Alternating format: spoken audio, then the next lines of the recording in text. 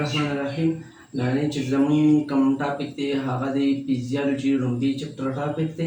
هغه د موږ سره لایسوسومز چې کوم دی د ورډ نه ظاهر ده چې لایسو means splitting and soma means bodies. دا په سیل کې موږ سره مثال کې طور پر دا موږ سره مثال کې طور پر دا موږ سره سیل دی.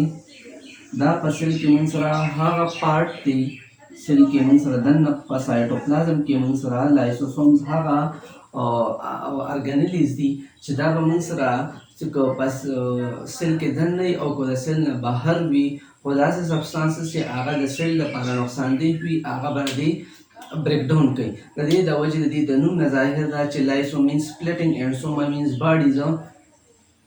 مطلب د سیل لپاره چې کوم ایکسټرا مټیریلز دي دا به د هغې بریک ډاون کوي. د دې بس سمپل دا کار دی.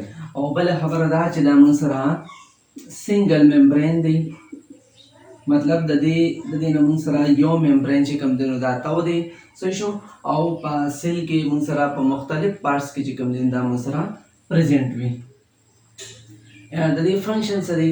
it help in intracellular digestion. intracellular مطلب دا دی چې په دې سیل کې دننه موږ سره داسې څه مټیریلز دي چې هغه د دې سیل دپاره نه دي پکار بلکې د هغې ویسټ مټیریلز دي. نو دا لایسوسومز چې کوم دی د هغه مټیریلز بریک ډاون به کوي. مثال کے طور پر په دې کې موږ سره دي ایکسټرا پروټینز شو پکې، ایکسټرا فیټس شو پکې، یا چې کوم دی نو د مایټوکانډریا بریک ډاون پکې وشو نو هغه مایټوکانډریا چې کوم دی نو مطلب د مایټوکانډریا موږ سره اولډ شوه خپل کار نه کوي د لایسوسوم به واخلي او د هغې سپلټینګ به وکړي. یا چې کوم دی نو دلته کې موږ سره رایبوسومز دي، انډوپلازمیک ریټیکولم دی.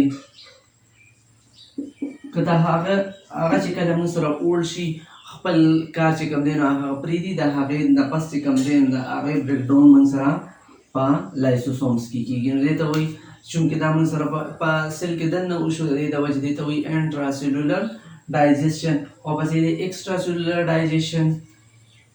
په ایکسټرا سیلولر ډایجیشن کې داسې چې موږ سره مثال کے طور پر بهر یو بیکټیریا چې کوم دی یو جراثیم دی هغه د سیل ته ور انټر شو او هغه چې کوم دی د دې سیل لپاره نقصان دی نو دا لایسوسوم به په هغه بیکټیریا باندې اټیک وکړي د هغه چې کوم دی نو بریک اپ کړي. د دې د وجې دې ته چونکې دا موږ سره د بهر مټیریل او د سیل خپل مټیریل نو د دې د وجې دې ته به وایي ایکسټرا سیلولر ډایجیشن. یا دې ځای کې موږ سره بل اولډ سیل دی د هغې ډایجیشن دی وکړو نو چونکې دا د سیل نه بهر دی بل سیل دی د دې ډایجیشن دی وکړو دې ته موږ هم وایو ایکسټرا سیلولر ډایجیشن. it help د دې د وجې د دې بل فنکشن دی چې it help in the digestion of old cells. او دې سره چې کوم پاته سیلز وي هغه مثال کے طور پر اولډ شو نو د هغې بریک ډاون به چې کوم دی نو دا لایسوسومز به کوي. او بس یې دی مایټوکانډریا. نو مایټوکانډریا چې کوم دی مایټوکانډریا ته بل نوم چې کوم دی نو اخلي پاور هاوس اف د سیل. پاور هاوس اف د سیل ٹھیک شو. دا موږ سره په سیل کې چې کوم دی نو مین ارګانیلی دا چې دا موږ سره پریزنټ وي داسې شکل کې موږ سره پریزنټ وي داسې شکل کې موږ سره پریزنټ وي ممبرین بانډډ ارګانیلی دا. او دې ته پاور هاوس اف د سیل دې د وجې وایي چې موږ سره چې په سیل کې کومه انرژي پروډکشن کېږي د ګلوکوز موږ ویلي په فزیالوجي کې چې څنګه کله په ګلوکوز بریک ډاون وشي د هغې نه موږ سره انرژي جوړېږي او هغه انتفاع په اے ټي پي سټور کېږي. د دې پروسس ته موږ ریسپایریشن وایو. د ریسپایریشن درې سټیپس دي. یو دی ګلایکالیسس، دویم دی کرب سایکل او دریم دی الکترون ټرانسپورټ چین. نو چې کوم دا کرب سایکل او الکترون ټرانسپورټ چین دی نو هغه پروسس موږ سره په مایټوکانډریا کې کېږي. ټیک شو. نو د دې د وجې موږ ته دې ته چې کوم دی د مایټوکانډریا ته پاور هاوس اف د سیل وایو. د دې سټرکچر چې کوم دی نو دا موږ سره راډ شیپ دی د راډ په شان دی. او ممبرینز چې کوم دی نو دا موږ سره ټو ممبرین بانډډ ارګانیلی دا یو اوټر ممبرین دی یو انر ممبرین دی. outer the outer membrane show the inner membrane show. ٹھیک شو. outer membrane چې کوم دی دا smooth دی او inner membrane چې کوم دی دا موږ سره rough دی او دې ته چې کوم دی دې ته موږ cisterna هم ویلی شو cisterna به ورته وایو. د دې mitochondria function څه دي؟ د دې mitochondria function دا دی چې it is called the powerhouse of the cell. مطلب دا دی چې په دې کې موږ سره مختلف انزایمز دي او هغه انزایمز د وایي چې کوم دي د ریسپایریشن چې کوم دوه مین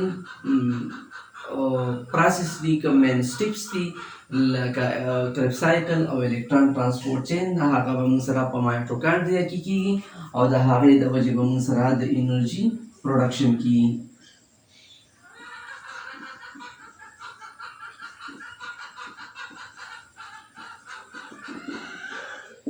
ٹھیک شو. او بل چې کوم دی نو اٹ کنټینز د ډي ان اے په دې کې به موږ سره ډي ان اے دویمه پارټ دا دی چې د نیوکلیس نه علاوه موږ سره یو ډي ان اے چې کوم دی نو دا په مایټوکانډریا کې پریزنټ وي. د دې د وجې دې ځان له آر ان اے پروډکشن کولی شي او د هغې نه ځان له پروټینز هم جوړولی شي. او بله په دې کې مختلف انزایمز دي چې هغه انزایم به د انرژي په پروډکشن کې هیلپ ورکوي. دا موږ سره شوه all about the lysosomes and mitochondria. Thank you.